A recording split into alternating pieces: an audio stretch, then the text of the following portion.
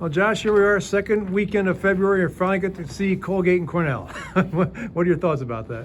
I guess first I wish the schedule was a little more balanced where you'd see teams in the first and second half, but this is kind of what we've been dealt, and they're both really good teams, so it should be a good test. Yeah, both teams have been on a roll of late. I mean, Cornell's in second place, Colgate's in third. I mean, you guys are pointing out a fourth with Clarkson. So, how critical are these games this weekend?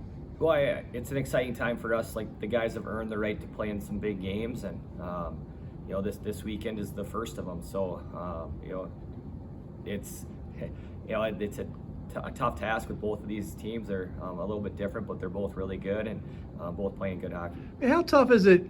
You mentioned about the scheduling. I mean, you're done with with RPI, Clarkson, St. Lawrence, and Brown, Yale. But I mean, how difficult is it to not see a team until this late in the season?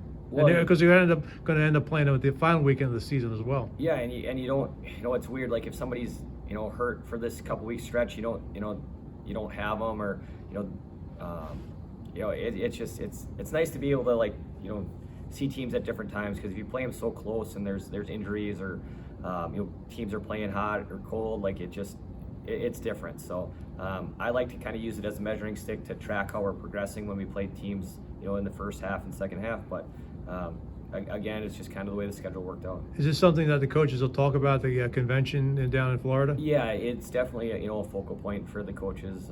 I think to a man, everybody kind of wants to see it that way, but there's always conflicts, and just trying to make it best. With the new commissioner, I think there's opportunity for some change now. Yeah, obviously new coach at Colgate with Mike Harder replacing Donnie Vaughn. How do you think Mike has done so far with Colgate? Yeah, I think he's done a great job. For me, it was when I came into the league as an assistant, he was one of the assistants that reached out right away and was really kind to me, and I was sad to see when he left, and but excited for him when he got the opportunity to come back and coach there, because he was a great player, and he's done a great job. I mean, how important is it to play like you did in that third period against Brown? To do that consistently for 3 periods and not have a let up. Yeah, I think for us right now, we got to play with a chip on our shoulder. We have to be desperate. That's when we're playing our best hockey, and we got to make sure we have a sense of urgency from the opening faceoff. Do you like the way this team is right now? I mean, obviously, you had the 5-game unbeaten streak. You're just the one loss in the last 7. So, I mean, what is heading down the stretch drive here now? What do you like about this team, and what do you think needs improvement? Well, I think for us, it's just when we play a team game, when guys are bought in, they never quit. We're pretty dangerous. When we get frustrated, and we. I think at times we've lacked some discipline as far as some of the penalties we've taken. I think that's an area, we have to tighten up. We can't have the 5-minute majors. We can't have the hits from behind.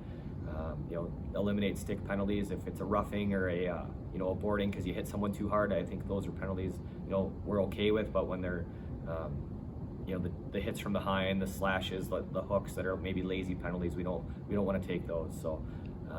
Overall, I think there's a lot of things we're doing well, and excited about the group. I know it's you don't usually like to look ahead, but what about Cornell? I mean, obviously they're always tough.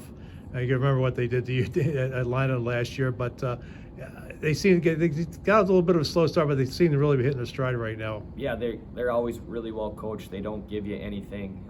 It's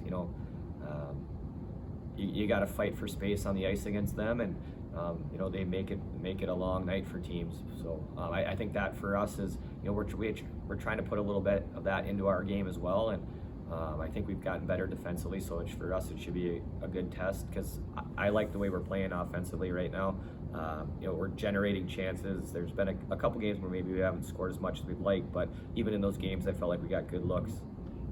Talk about the good looks. I mean, obviously, I think it was like 46 shots on goal Saturday. Of course, I said 26 in that third period alone. I wrote about sort of this pack of wolves mentality, which under Rick Bennett, that's the way they did it. Got a national championship out of it. Do you see that in some similarities, just the way they're attacking and going after the puck? Because this is something maybe we didn't see early in the season. Yeah, I think we're growing as a group, and we're learning how to keep pucks alive offensively. We try to win with our depth. I mean, we don't have one guy that's just going to do it for us offensively, so we need we need all 4 lines. We know 6 or 7 D going, however many got dressed. But that's how we're going to be successful, is when we have, we have a team game like that. We can't just be individuals. Yeah, Brandon Bear's first one hit double digits in goals. I mean, you recruited him to Clarkson, you got him here to Union.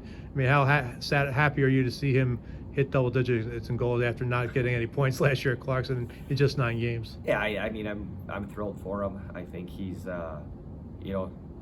when you're trying to, I guess, build a program in your vision, it's nice when you've been out recruiting and you know what you're going to get in a player. And for us, when he became available, it was, for me, somebody that was a focal point. And the first day I was able to call him, I did, and really grateful that he's had success here, and that he's a part of what we're trying to build. Why isn't this game Saturday against Cornell a 4:00 game, but it's 7? So we have to get permission from both teams to, obviously we want to play the 4:00 start, but we have to have, the opposition agree to play at 4, and Cornell does not want to play they didn't want to play at 4, they want to play at 7. So that's kind of how it works out. But it's your home game, so don't you get the final say in it? No, we do not have the final say. Everybody's got to agree to it. So I love the 4:00 games for me, but some people enjoy the tradition of playing at 7. So happy to play them whenever they want to play.